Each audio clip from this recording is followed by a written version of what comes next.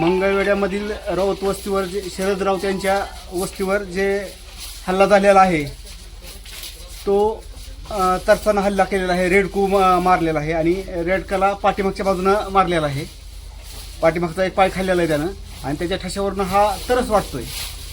आपल्या भागामध्ये बिबट्याची अफवा आहे, पण आपल्या भागात बिबट्या काय दिसून आलेला नाही आजपर्यंत.